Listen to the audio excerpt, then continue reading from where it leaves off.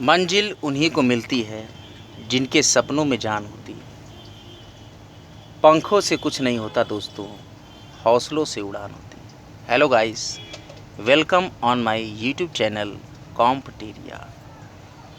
Previous lecture of LLB first year first semester second paper contract of law. First we discuss about contract. Now before wasting our time, we start our new lecture of MGKVP and Harish Chandra Postgraduate College LLB first semester syllabus regarding videos. The question is, what do you understand by proposal? Explain the essential ingredients of valid proposal. Distinguish between offer and invitation to offer. प्रस्ताव से आप क्या समझते हैं? एक वैध प्रस्ताव के आवश्यक तत्व बताइए। प्रस्ताव एवं प्रस्ताव के आमंत्रण में क्या अंतर है? 15 जुलाई से LLB प्रथम वर्ष प्रथम सेमेस्टर की परीक्षाएं प्रारंभ होने वाली हैं। महात्मा गांधी काशी विद्यापीठ एवं Harish Chandra post graduate college की, उसी के संदर्भ में मैंने ये LLB फर्स्ट सेमेस्टर की लेक्चर सीरीज स्टार्ट की है। दूसरे प्रश्न की हम चर्चा करते हैं। Second paper law of contract first. साधारण बोलचाल की भाषा में जब एक व्यक्ति दूसरे व्यक्ति के सामने अपनी इच्छा को व्यक्त करता है तो उसे प्रस्ताव कहते हैं। प्रस्ताव की विधिक परिभाषा भारतीय संविदा अधिनियम की धारा 2 में दी गई है। जब एक व्यक्ति दूसरे के सामने कुछ करने या न करने की इच्छा को अभिव्यक्त करता है तो ऐसा करते समय उसका यह आशय रहता है कि दूसरा व्यक्ति उसकी इच्छा के प्रति अपनी सहमति प्रकट करे, तो यह कहा जा सकता है कि उसने प्रस्ताव रखा। धारा 2 में दी गई परिभाषा एवं न्यायिक व्याख्या के अनुसार एक वैध प्रस्ताव के आवश्यक तत्व हैं। एक व्यक्ति द्वारा दूसरे व्यक्ति के सामने इच्छा को व्यक्त किया जाना। इच्छा कुछ करने या करने से प्रवृत्त रहने की हो। व्यक्त इच्छा के प्रति दूसरे व्यक्ति की सहमति प्राप्त करने का आशय होना चाहिए। इच्छा को व्यक्त करने के 3 तरीके हैं: मौखिक, लिखित एवं विवक्षित या आचरण द्वारा। जो व्यक्ति प्रस्ताव रखता है उसे प्रस्तावकर्ता कहते हैं। उदाहरण, ब के सामने अपनी इच्छा व्यक्त करता है कि वह अपना स्कूटर 5,000 रुपये में बेचना चाहता है। का यह आशय रहता है कि ब हाँ या नहीं कहे। हम कह सकते हैं कि ने ब को प्रस्ताव रखा। अभिव्यक्त एवं विवक्षित प्रस्ताव, एक्सप्रेस एंड इम्प्लाइड प्रपोजल। जब कोई प्रस्ताव मौखिक या लिखित रूप में किया जाता है तो ऐसे प्रस्ताव को अभिव्यक्त प्रस्ताव कहते हैं। और जब प्रस्ताव का अनुमान व्यक्ति के आचरण से लगाया जाता है तो उसे विवक्षित प्रस्ताव कहते हैं। सामान्य एवं विशिष्ट प्रस्ताव, जनरल एंड स्पेसिफिक प्रपोजल। जब प्रस्ताव सार्वजनिक तौर पर रखा जाता है तो उसे सामान्य प्रस्ताव कहते हैं।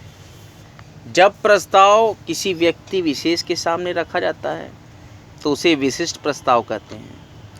शुरू में सामान्य प्रस्ताव को प्रस्ताव नहीं मानते थे।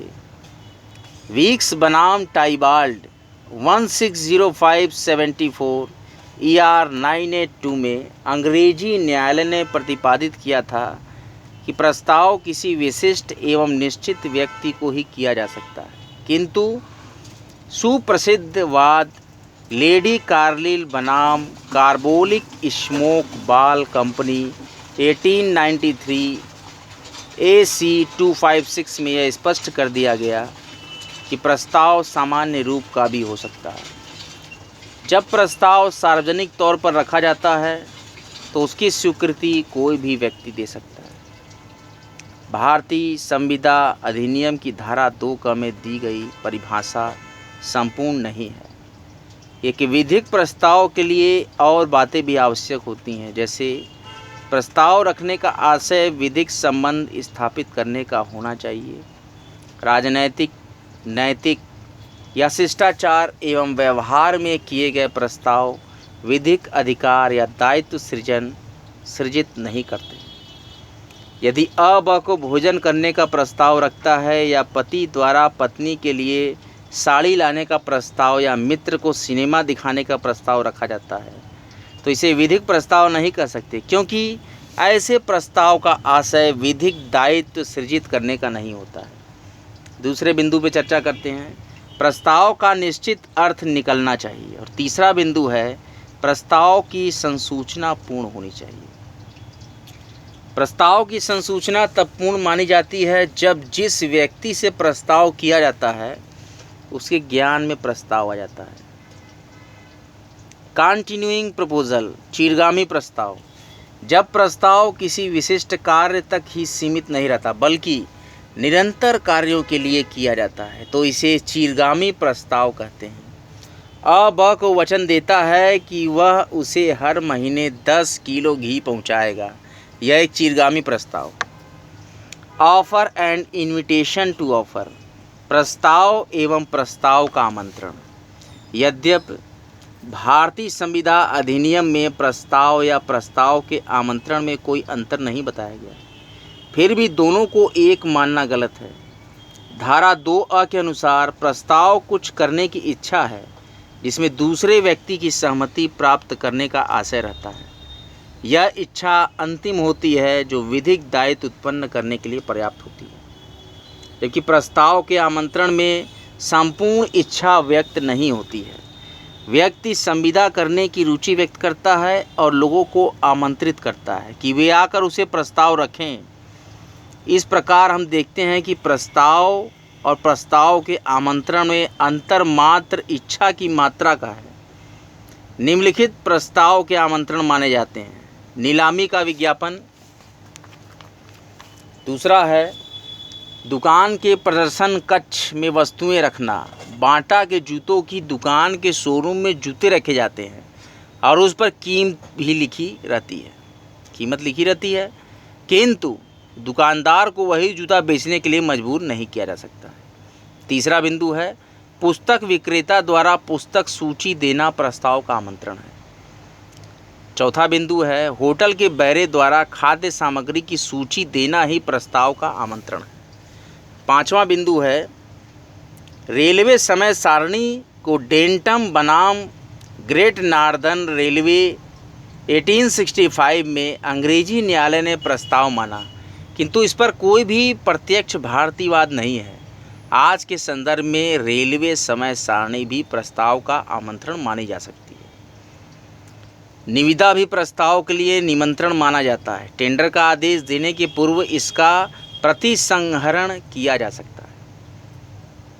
और बैंक द्वारा दी गई सेवा शुल्क की तालिका प्रस्थापना के लिए निमंत्रण है। स्टेट बैंक ऑफ पटियाला बनाम रोमेश चंद्र कन्नौजी AIR 2004 SCW 2108 के बाद में उच्चतम न्यायालय ने निर्णित किया है कि राष्ट्रीयकृत बैंक द्वारा प्रारंभ की गई स्वैच्छिक निवृत्ति योजना प्रस्ताव के लिए आमंत्रण के समतुल्य है। जब कर्मचारी इस योजना के अंतर्गत आवेदन करता है तो वह प्रस्ताव माना जाएगा। उसे स्वीकार करना या न करना बैंक का विवेकाधिकार है। प्रस्ताव और प्रस्ताव के लिए निमंत्रण में अंतर। एक स्तंभ में मैं प्रस्ताव की तरफ से बात करूंगा और दूसरे स्तंभ में मैं प्रस्ताव के लिए आमंत्रण से बात करूंगा। तो प्रस्ताव किसी निश्चित बात को करने या न करने के लिए किसी दूसरे व्यक्ति से इस आशय से किया जाता है कि उसको अनुमति प्राप्त हो जाए, जबकि प्रस्ताव के लिए निमंत्रण में प्रस्ताव करने हेतु नियंत्रित किया जाता है तथा यह आशा की जाती है कि दूसरा प्रस्ताव करे।